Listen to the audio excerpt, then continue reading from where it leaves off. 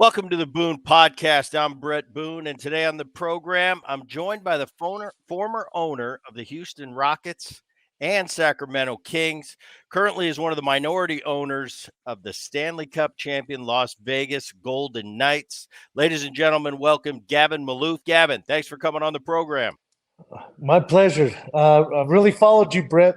Great player. Well, thank you. And hey, congrats on the Stanley Cup. I know you were busy with that recently. Pretty awesome. When do you get your ring? That's what I want to know. That's a good question, but I think normally they hand out the rings the first game of the upcoming season, the regular season game. So I think we probably get the rings right around then. Very cool, and yeah, it's pretty awesome winning a championship at the highest level. All right. I've had a ton of players, football, basketball, baseball, general managers, presidents, actors, Hollywood guys, journalists. Never had an owner on. So this is going to be interesting for me. I played for a lot of owners, but I've never interviewed one. So I'm looking forward to this. Let's talk about the family a little bit. My family, obviously a baseball family. It was kind of what my dad used to kind of tease and say, oh, it's the family business. The Maloof family business is owning teams, distributorships. You own the iconic Palms Hotel in Las Vegas, where we're going to get to a little bit later. That's my kind of when I was young and I watched The Real World, you kind of put it on the map. Talk to me about that and the family dynamic. Was it the family business? Is that what you kind of were born into, like me, baseball? Well, we were Coors distributors for 75 years in New Mexico. That's how we really started. Then we got into liquor, and we had Jack Daniels, Bacardi, Robert Mondavi. We had wine. So that was our core business. And then we always wanted to be in Las Vegas, and we built the Palms. And we actually had the Fiesta Casino before the Palms. That was in North Las Vegas. That was the first casino ever in North Las Vegas. We sold that, built the Palms, and it was a smash hit. And then we got into sports. My father owned the Rockets in 1978. Unfortunately, he passed away in 1980. I became the youngest owner ever in professional sports at 24. And so now I'm a little older, but we own the Rockets. We sold that when my dad died, and then the Kings for probably 15 years, and now the Knights. And just finally, we after everything I've been through and all the teams and playoffs that we've been accustomed to, my family, we finally got a ring. Pretty awesome. You mentioned your father bought the Rockets. He passed away shortly thereafter. You took the reins, 24 years old.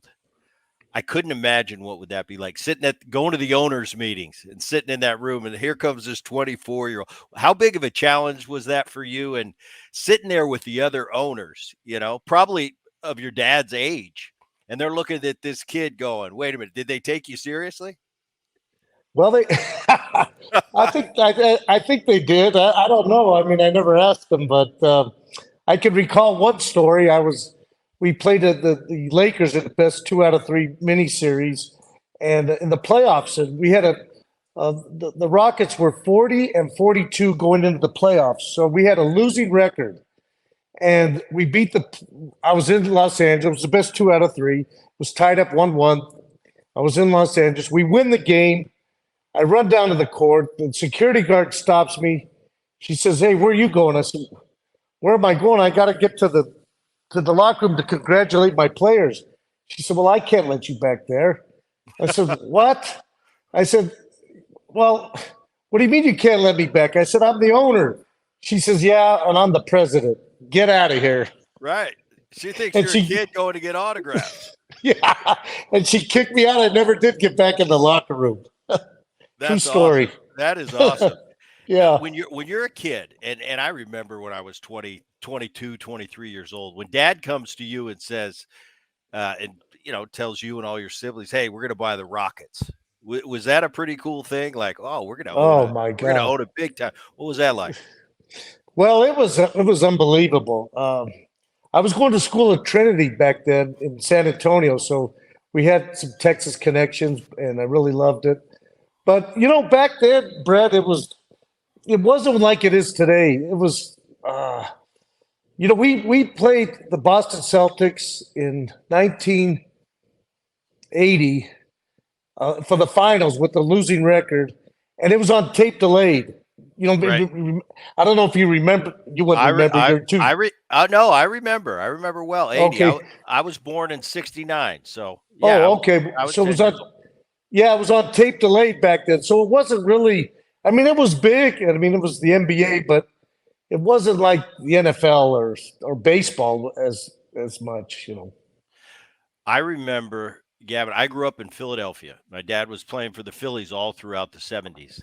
And so I was a Philly kid. So you say it wasn't that big, but I'll tell you what, if you were a kid in Philly, that's 76ers and Flyers and Phillies. That was my whole childhood. And that's all I remember the short shorts in the NBA. I love them. You Yeah, know, those yeah. rivalries, the Lakers of those days and the Boston Celtics. And that's kind of my heyday. A lot of I'm fortunate enough I get a lot of guys on this podcast that are older and I grew up watching and some of my my career was a lot of fun and I have a ton of great memories, but a lot of my great memories were as a kid growing up watching the sports that I loved and the NBA back then. That was the best time in the NBA as far as I'm concerned. You mentioned the ownership and being different then too.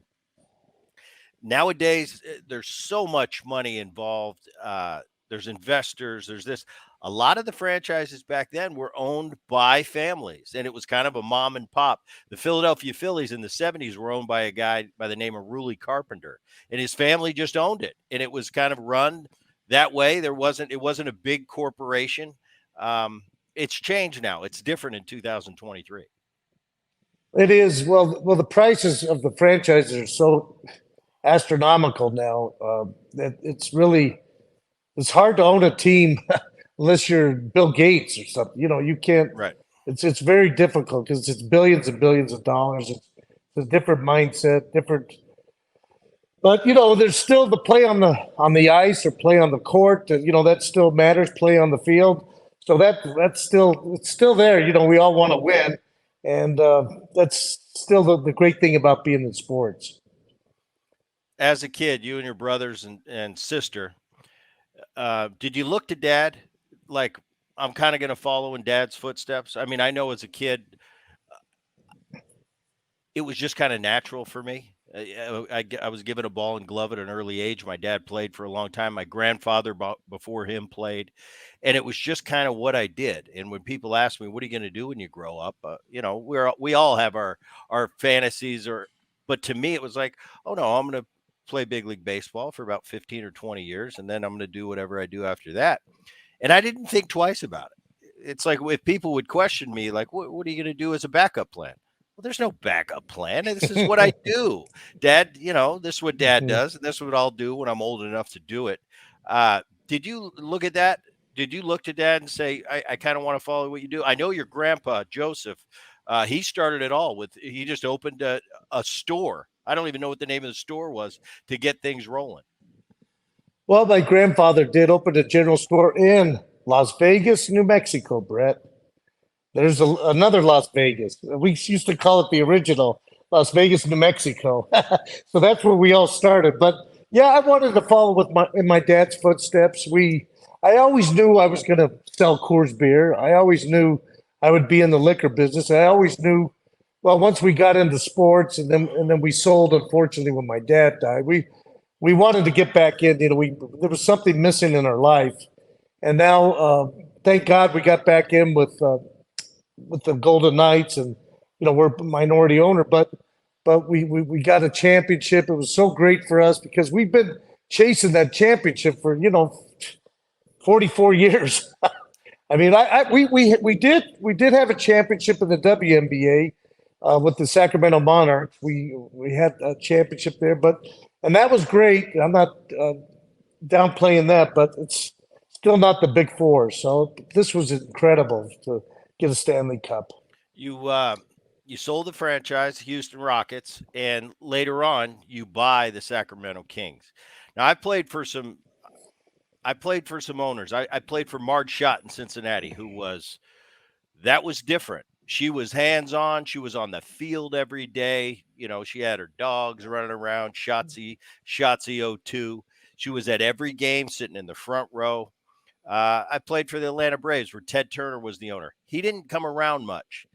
You'd see him time to time in his seats watching the game. And then I played for an owner in Seattle. It was Japanese owned. He's since passed away.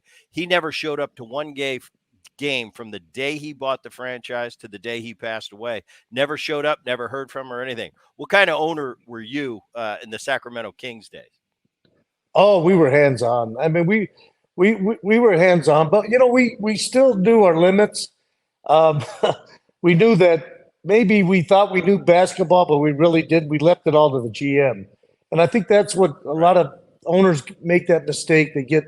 They think they know more than they do, but I think you have to trust your GM and your player personnel people to make the right decisions. If they don't make the right decisions, you get someone else. But you can't meddle in the player decisions, which we had our opinions, but we really left it up to the GM. But we were hands on. We were around. We are every game, not every game, but most all the games, and so it was great. Did you have a relationship with the players? Like you come to town, Gavin, what's going on? Oh, of course, Yeah, yeah. That was the toughest part of sports. Owning a sports team was trading the players because, I mean, we had Mike Bibby and Chris Webber and Vladi and Peja. We were all, it was all one big family. And so anytime you had to trade one of them for whatever reason, it was difficult. But we had that cohesive bond. That's why we took the Lakers to 7 games, and we should have beat them. But that still irks me. But we had a great team with Vladi and Chris Webber and Stojakovic, and so. But it was great. It was a great time, and now I'm having a great time with the Golden Knights. And hockey's a little different. I don't profess to know hockey, and I right. don't prefer, but we have a great general manager, and Bill Foley's done a hell of a job, and they do know. The GM knows, and player personnel, they know what's going on. Biggest challenges of owning a franchise. You mentioned, you don't want to get too hands on. You want to let guys do their job. You hired that general manager to do that job. You hired that head coach to do his job. Do you find it to be challenging sometimes where you kind of want to interject your opinion, or you think, well, wait a minute, I'm kind of getting emotional about it? I learned long ago that during the summer league in the NBA, we saw my brother Joe and I saw this player playing, and he looked really good. I mean, really good. So we asked the head of our player personnel, said, "How's this so and so? Can he play?" He says, "Oh no, he's garbage." And so then we knew after that. They said, "Well, we don't. I guess we don't really know. We think we know, but you really don't know. You know the obvious. You know a LeBron or Kobe or Vladi or Chris Webber.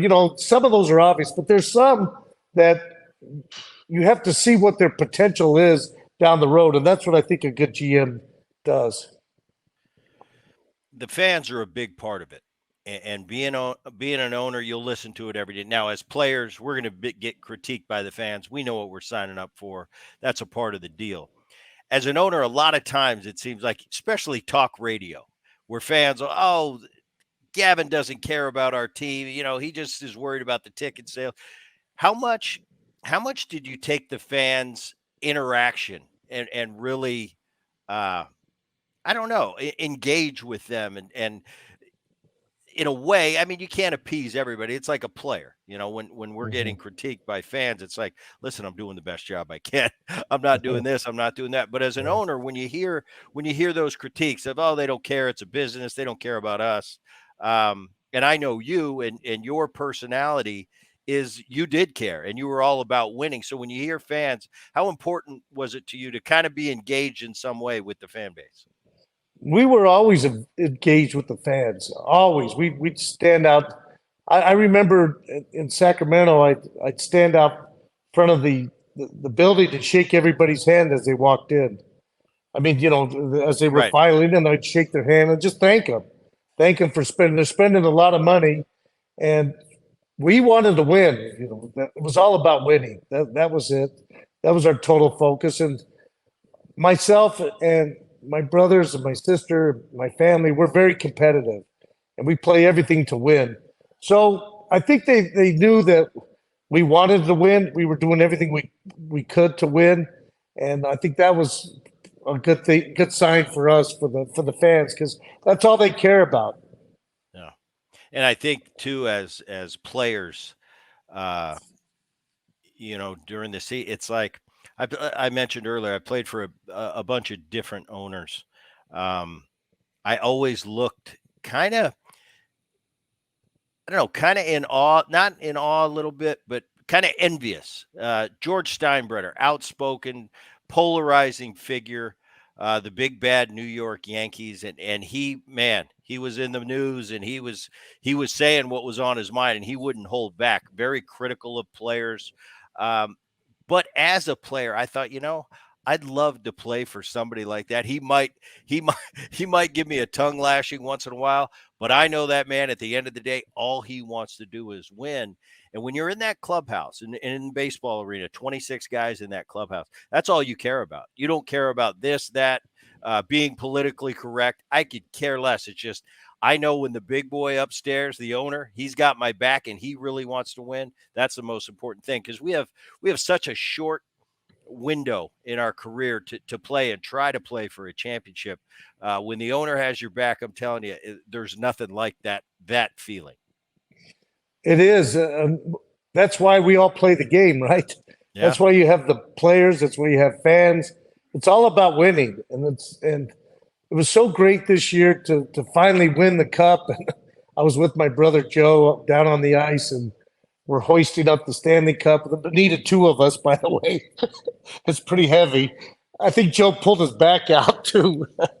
But it was so great, and what a great feeling. And then the parade and everything, and it was just heartwarming that finally we made it. We finally made it after all these years that we've been in sports. I've been since 24, since I was 20. Well, actually 21 before my dad passed away. 21, I was involved in sports. So it's great, and like I said, it's all about winning. That's all there is. It's not about sure it's ticket sales and all that. That's all behind the scenes, but it's all about winning. And I think the players, the fans, everybody appreciates it. We do everything we can to win. And it is amazing. You've been in it a long time, and it just goes to show you take for granted sometimes the championships. The teams that win multiple championships. I played for a long time. My second year in the big leagues, I went to the playoffs. We came up a little bit short, but I thought, oh, I'll be here a ton of times, and I'll have a chance to win Mhm. plenty of rings. Then it's over with. And you really have an appreciation for just how hard it is to win the big one, to win the whole thing. Think of the years you've been in it now, and you finally won a ring. So when people, you see guys that win, the Super Bowl, the NBA Finals, the World Series, it's kind of like, oh yeah, they won. That's great, but it's like, do you know how hard it is and how envious we are of players to win it? It's pretty awesome that from 21 to your age now, this was your first championship. So I guess you have a real appreciation for the grind. You're 1,000% right. It's I say to win a championship, it's impossible. I know it's not Yeah. impossible, but like you said, you know what? Like just like what we did with the Kings, we were in the Western Conference Finals with the Lakers the one year, and then the next year we think, well, okay, we're going to get back there. We got a great team, and we're going to compete again. And Chris Webber goes down with a knee injury. That's it. We're done. And that was the season. And we got back to the playoffs, but we were never the same. But you're 100% right. It's so difficult to win a championship. It's impossible. Well, look how long it's taken me. Now, if you're the Yankees, you win, 27 or however many they've won. But that's the only one. But look how many teams go 50, 60, 70, 100 years. Look at the Cubs. How long did it take them to win the championship? So Yeah. you can never take it. You can never take the championship for granted, and there's no guarantee that you're going to be back there again next year to win it. I mean, I think we have a great team next year that we'll be competing. I hope, but there's no guarantees you're going to win it next year either. No. You mentioned your siblings. Um, that would be really interesting. Take me behind, just give me a little bit behind closed doors with your siblings in an ownership position. You say you're all very competitive. Do the discussions get competitive when it comes to Yeah, decision well, making? I'd love to hear those dinner discussions. oh gosh. Well, everybody has an opinion. when we Yeah. when we had when we had the Kings, well, this guy can't play. What's he doing? I said, I don't know. Then we'd call the GM late at night, say, what's going on with so and so, and so there'd be some heated debates. Yeah, there would be, especially in the NBA and NHL and baseball. You go 4, 5, 6, 7 games losing. What's going on? You think the world's coming to an end, but the general manager always told me, in basketball, you're going to lose 40, 50 games. I mean, you're going to lose 30, 40 games. You're going to lose a lot of games. So you kind of have to, I don't know if I should say this, but you have to get accustomed to in basketball and all that. You have to be accustomed to losing. I don't Right. say you get comfortable with losing, but you're going to lose, just like in baseball. Yeah. How many games are you going to lose in baseball? I mean, it's going to happen. Well, I thought, in baseball, it's such a marathon. And, that's why the NFL is so different. It's once a week, and man, Yeah, everything's on that Sunday game. Whereas baseball, we go into a city for 4 nights, we got 4 games, and our goals are set on winning the series. We're gonna lose a game. It's just don't lose the series. Sometimes you'll well, go in there and you'll sweep somebody, or when you're not hot, you'll get swept. But you're right. It's a marathon, and you got to have that mindset because losing is a part of the game in the other sports. Football, now you can't lose too many games. Whereas no, baseball, yes, it's a 162 game schedule. If we win in 2023, if you win 90 games, you're going to the postseason. So that means a postseason team is going to lose 70 some odd games. right. That's what I'm trying to say. And that's considered a success. So yeah, Yeah, very very interesting. But you're right. It's a mindset, and it's something. It's just grabbing the concept and knowing that no, we can't get bent out of shape at a loss. That's part of it. Just move on and let's win the series. I have a question for you, actually, if All I right, may. all right. I love switching the seats around, Gavin. What do you think of the A's coming to Las Vegas? I mean, how do you think they'll do? What's your opinion of that whole situation? Well, obviously, the landscape in Las Vegas a lot better. Here's my thoughts on it. I think Las Vegas, whether it's the Oakland A's or somebody else, I think Las Vegas is going to have a franchise in the near future. I think they're expanding. I think they're going to go to 32. Vegas is definitely a hot spot. I know they've okayed the land deal and kind of signed the papers. I still don't trust that the Oakland A's are coming to Las Vegas. I've seen this before. I don't know how I feel about it. For me, at the end of the day, I think what I want what's best for Major League Baseball. I want what's best for the game. Obviously, the fans have to be supportive of it. But I grew up and I remember those A's of the 70s with Reggie Jackson and Raleigh Fingers and those great teams. Um, and then I remember the Jose Canseco, Mark McGuire, Eckersley, Dave Stewart A's that won a World Series. Um, And then in my time in the early 2000s, it was the Hudson, Mulder, Zito, Jason Giambi, and Chavez, and Johnny Damon in center field, and those were some great teams. To take the Oakland A's and put them in Las Vegas seems very weird to me. I think the Mhm, city of Oakland, it's almost like when I was in Seattle and I was a Mariner at the time in the Seattle Supersonics. I used to go to the games all the time. And all of a mhm. sudden they up and left.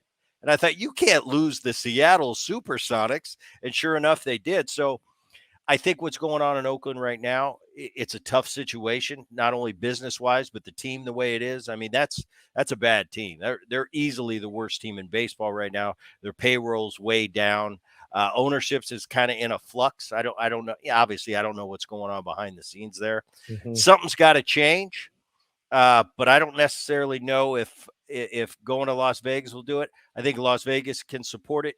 You know as well as anybody in 2023, it's the venue. It's that big state of the art. People want to come and see the product. Mhm. Now, over time, that will go away, and now you've got to show that you got a winning product on the field. But I think in Mhm. the short term, if it's good for the game, and the A's are going to be supported in Las Vegas, I think you should go forward with it. But me as a purist and kind of a little bit old school of a baseball guy, man, it Mhm. seems awful weird for the Oakland A's not to be in Oakland, if you know what I'm saying. Right. Yeah. I mean, it's a tough situation, like you said, and I guess they couldn't get a stadium built in Oakland, so I'm kind of putting my owner's hat on. I don't know what else he would do. The owner, I mean, he's got to go somewhere because it's Yeah, not. I mean, they're not drawn. I mean, they're getting no. what 2,000 people a game or something. Well, It, back in the day when I was a rookie coming into the league in the early '90s, the Oakland Coliseum was beautiful. It almost looked like mm, Dodger Stadium from home plate. You looked out and you could see out into the horizon. Then they turned it into a baseball and football dual facility, and they kind of mucked it up a little bit. And now it's probably the eyesore of Major League Baseball. That and the Tampa Bay Stadium, the Rays play in. Uh, Nowadays, these state of the art stadiums, it's tough to exist and have fans get excited to come to a venue when, just last week they were in Pittsburgh and they got to go to that beautiful stadium. Or now just pick a stadium. They're all so nice and updated and new. It's tough to compete with that Oakland Coliseum. Here's what I heard, and you correct me if I'm wrong. You might have some more insight.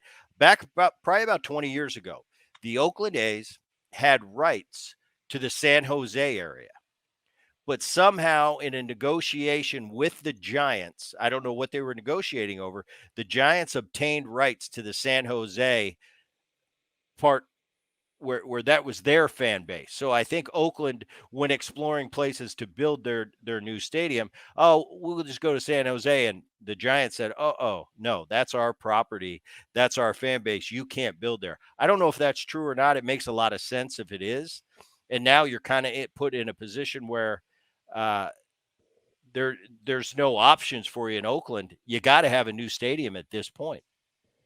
yeah, and yeah, I think they're running out of options. Right? There's nothing left, and they certainly can't stay in Oakland with that stadium, and that's not going to No, work because it's they're not. drawing 2,000, 3,000 fans. They can't compete. So I think the people here are pretty excited about it. If the A's do in fact come, I don't know the ownership group there. It's probably one of the few owners I do not know, but they have a good location though. That I think being on the strip.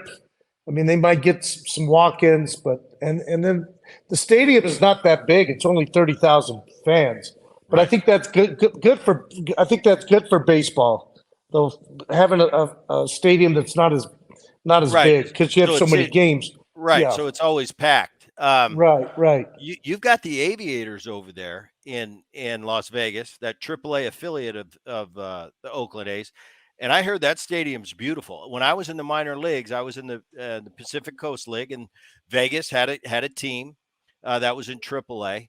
Um, how was that Aviator Stadium? And I'll tell you the thing I think that baseball had. Okay, football, hockey, basketball.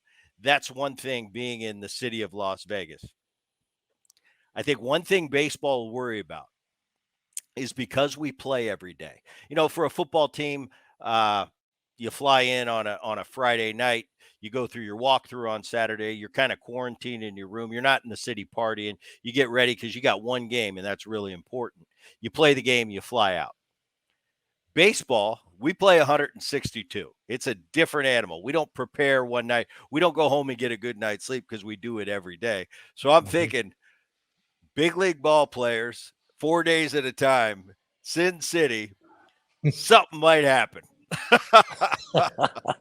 But that's not for me to worry about. That's for Yeah, well, these are grown men. They make their own decisions. But that is these a are fun. Believe me, I've had my time in Vegas. That's a fun city. It's a fun city. And we always thought we had maybe a competitive advantage over some of the teams that were Yeah, traveling yeah, because they do get out and have fun. But hey, you can have fun in any city. that's true. If you That's you true. can you have to have a little bit of discipline, but they're grown men and they do what they do. And uh, the NBA sometimes we'd have guys go out all night and drink and then we'd come back and the next game they have a career game.